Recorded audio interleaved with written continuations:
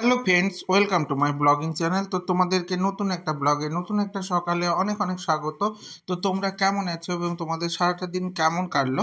তো তোমরা দেখো কোথায় যেতে হলো।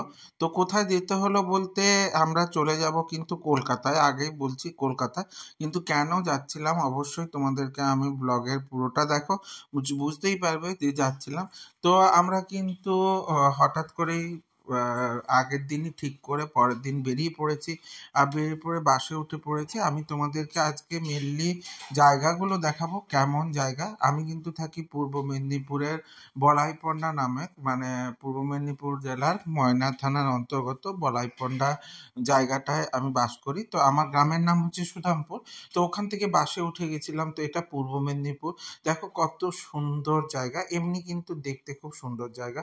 পুরোটাই গাছপালা দিয়ে গঠিত। আর ঘরগুলো কিন্তু মাঝে মাঝেই পাকার বাড়ি, আবার বিভিন্ন রকমের বাড়ি দেখতে পারবে, টিনের বাড়ি, টালি বাড়ি, অ্যাডভেস্টারের বাড়ি। তো এটা গ্রাম, আর এখানে কিন্তু অতটা এখনো উন্নত হয়ে যায়নি যে পুরোটাই পাকার বাড়ি হয়ে যাবে।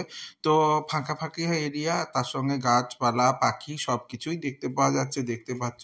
আর আমি বাস থেকে ক্লিপটা নিচ্ছিলাম। তো বাস থেকে আমরা বাসেই যাতায়াত করি, আমাদের অত টাকা নেই গো, প্রতিদিন গাড়ি করে যাব। তো বাসে উঠে পড়েছিলাম। আর বাস থেকে যখন বাস দাঁড়িয়ে যাচ্ছিল তখন কিন্তু বাস থেকে যেটুকু দেখা যায় সেটুকুই দেখাচ্ছিলাম। তো রাস্তাঘাট আগের তুলনায় অনুযায়ী অনেক অনেক ভালো হয়ে গেছে, কিন্তু আগে এত সুন্দর কিন্তু রাস্তাঘাট ছিল না।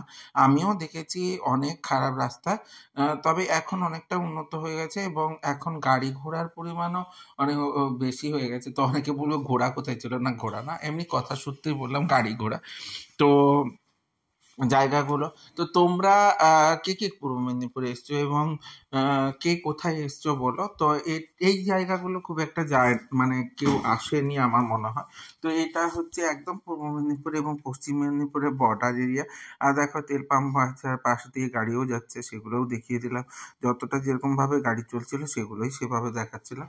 তো অ্যাকচুয়ালি ছিল আমাদের ওঙ্কার, মানে আমাদের একটা আমার কলকাতাতে যে ফ্ল্যাট আছে, তো ফ্ল্যাট আছে এটা তোমরা সবাই জেনে গেছো। তো ফ্ল্যাটে, আমার ফ্ল্যাটের পাশেই একটা বাচ্চা আছে, তার নাম হচ্ছে ওঙ্কার। তো আমি বলি ছোট বাবা। তো ছোট বাবার হচ্ছে জন্মদিন ছিল, ওর বাবা মা আমাদেরকে অনেক করে রেখেছিল।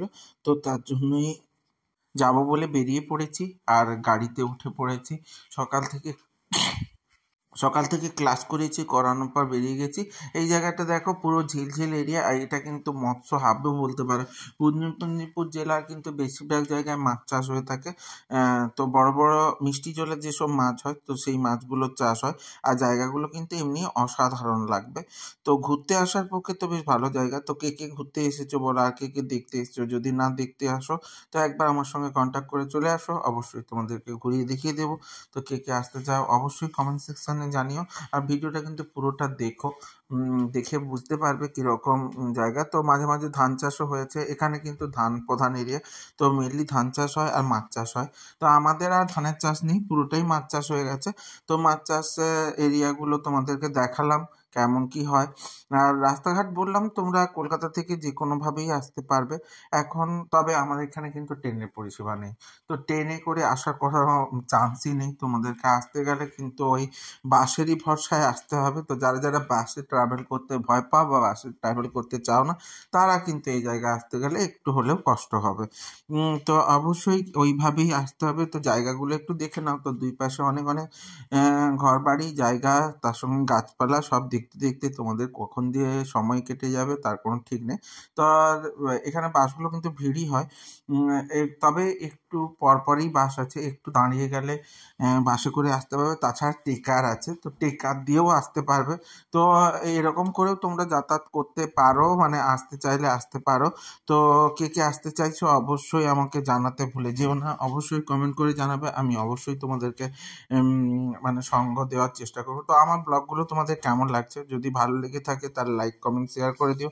আর ইউটিউব থেকে যারা দেখবে তারা সাবস্ক্রাইব করে দিও এবং সাথে বেল আইকনটা ক্লিক করে দিতে ভুলে যেও না, যাতে আমার ভিডিওগুলো তোমাদের সামনে সবার প্রথমে চলে আসে। এইভাবেই আমার সঙ্গে থেকো, সাথে থেকো, জুড়ে থেকো। দেখা হচ্ছে নতুন একটা ব্লগে, নতুন একটা সকালের সঙ্গে। আর কমেন্ট করে জানিও তোমরা আর কি নতুন ধরনের ব্লগ চাইছো। যেরকম ব্লগ চাইবে আমি চেষ্টা করব সেই ধরনের ব্লগ দেওয়ার। তো অবশ্যই কালকে কথা হবে। ভালো থেকো, কমেন্ট করে জানিও। টাটা।